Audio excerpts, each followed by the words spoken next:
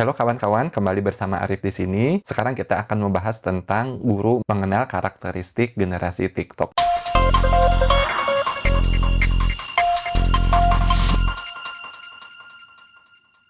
Ngajar dulu dengan ngajar sekarang memang ada bedanya. Jawabannya tentu ada. Bedanya, murid zaman dulu itu dari segi hiburan, mereka itu dihibur oleh satu atau dua jenis hiburan saja. Beda dengan anak zaman sekarang, yang dihibur oleh belasan bahkan puluhan jenis hiburan. Dulu kita itu dihibur oleh TV dan radio paling ya, dengan channel dan jumlahnya itu pun sangat sedikit, sangat terbatas. Tapi sekarang, anak-anak kita itu dihibur oleh TV dengan jumlah channel yang bisa mencapai ribuan. Juga ada layar gadget. Nah ini nih, layar gadget ini jumlah dan jenis hiburannya itu benar-benar di luar perhitungan kita. Dari sisi lain, dulu kita itu menghibur diri itu di waktu-waktu tertentu saja. Ada prime time-nya, ada waktu hiburan paling jam 5 sore atau jam 8 malam. Kemudian hari Minggu itu ada jam 8 hingga jam 10 pagi. Berbeda dengan anak-anak zaman sekarang. Anak-anak zaman sekarang hampir setiap menit, setiap detik, setiap jamnya itu adalah prime time. Karena apa? Setiap saat mereka itu digempur oleh hiburan.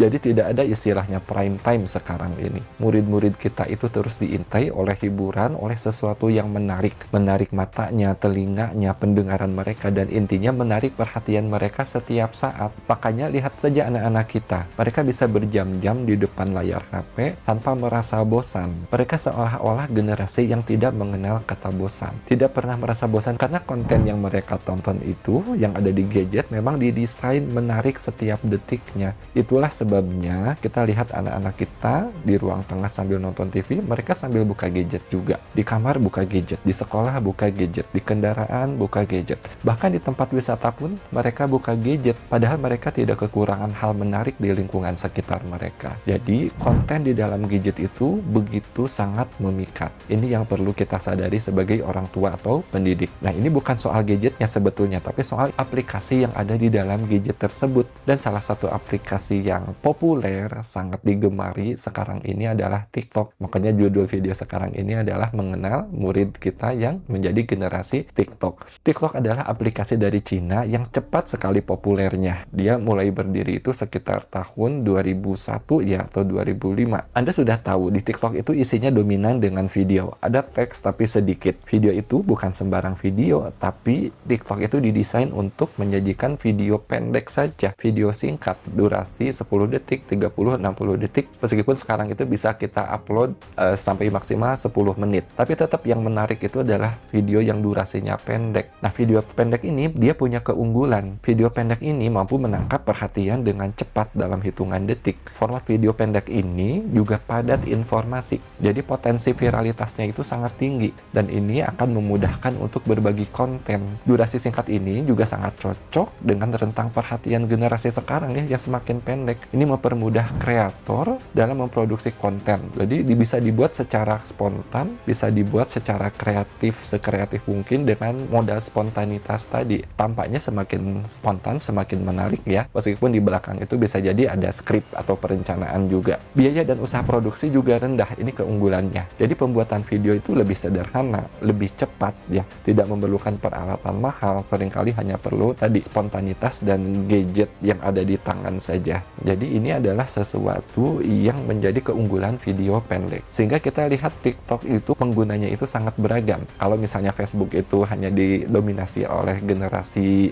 milenial, tapi kalau TikTok berbagai generasi ada. Generasi milenial, generasi X, Y gitu ya, generasi Z, mereka ada semuanya. Dan berbagai lapis masyarakat juga ada. Ada kalangan yang benar-benar terdidik itu ada di TikTok, sampai masyarakat yang jauh dari pendidikan tinggi, masyarakat yang memiliki tingkat ekonomi tinggi, sampai masyarakat yang tingkat ekonominya rendah juga menggunakan TikTok. Ini karena apa? Tadi, kemudahan berbagi konten video-video pendek. Karena keunggulan video-video pendek tersebut, maka TikTok menjadi platform yang menawarkan konten yang padat, jelas, dan kreatif. Menjadikan format terbaik saat ini. Tidak cuma untuk hiburan sih, tapi juga untuk edukasi-edukasi. Makanya, jangan heran kalau murid-murid kita itu ada yang bilang ya, enak belajar dari TikTok. Lebih mudah dimengerti daripada penjelasan dari guru di kelas. Tentu saja klaim ini klaim sebagian anak-anak saja, dan tentu pada topik-topik tertentu yang memang bisa dijelaskan dengan video-video pendek itu tadi. Jadi generasi kita itu terus-menerus matanya lekat pada layar, dan salah satu penyebabnya karena mereka scroll terus-menerus di aplikasi video pendek. Tidak hanya TikTok tentu saja, tapi ada Instagram Reel, YouTube Short ya, dan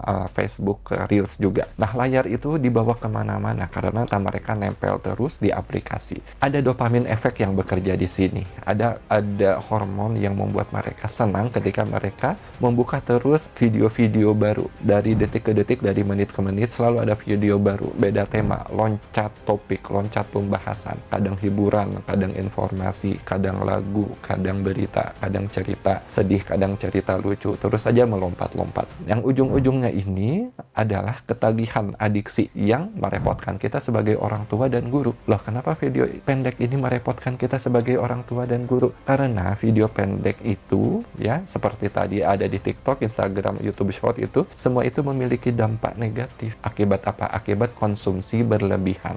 Di antara pengaruh negatif itu adalah pertama, penurunan drastis fokus anak. Jadi konsentrasi termasuk daya ingat, memori kerjanya itu semakin menurun. Fenomena ini yang biasa disebut dengan TikTok brain atau popcorn brain, memicu kecanduan dopamin instan yang menyebabkan terjadinya tadi gangguan kognitif dan gangguan terhadap kemampuan fokus. Jadi menonton video pendek secara terus-menerus itu mengurangi kemampuan otak untuk memusatkan perhatian, menyebabkan seseorang itu susah fokus dalam waktu lama. Kemudian masalah keduanya adalah kecanduan atau adiksi atau ketergantungan terhadap gadget itu sendiri. Algoritma yang dipersonalisasi itu ya, yang FYP itu menciptakan kepuasan instan, membuat otak ketagihan dan sulit berhenti nonton, yang berdampak pada kebiasaan hidup sedenter, banyak diam, banyak duduk atau berbaring.